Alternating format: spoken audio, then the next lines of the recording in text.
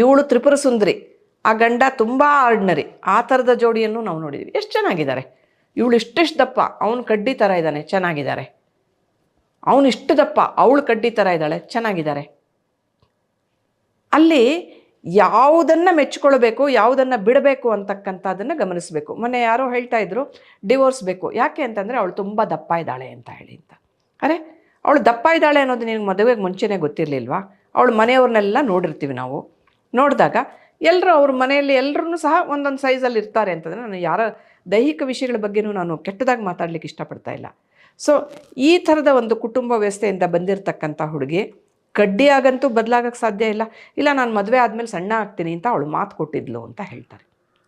ಎಷ್ಟು ಪ್ರಯತ್ನ ಪಟ್ಟರು ಒಂದು ಲೆವೆಲ್ಗೆ ಮೇಲೆ ಸಣ್ಣ ಆಗೋಕ್ಕಾಗಲ್ಲ, ಒಂದು ಲೆವೆಲ್ಗೆ ಮೇಲೆ ದಪ್ಪ ಆಗೋಕ್ಕೂ ಆಗಲ್ಲ. ಅವರವರ ದೇಹಕ್ಕೆ ಅವ್ರದ್ದೇ ಆದ ಒಂದು ಕಾನ್ಸ್ಟಿಟ್ಯೂಷನ್ ಅಂತ ಇರುತ್ತೆ. ಇದನ್ನು ಡಾಕ್ಟರ್ಗಳು ನಿಮ್ಗೆ ಸುಂದರವಾಗಿ ತಿಳಿಸ್ತಾರೆ. ಮದುವೆ ಆಗಲಿಕ್ಕೆ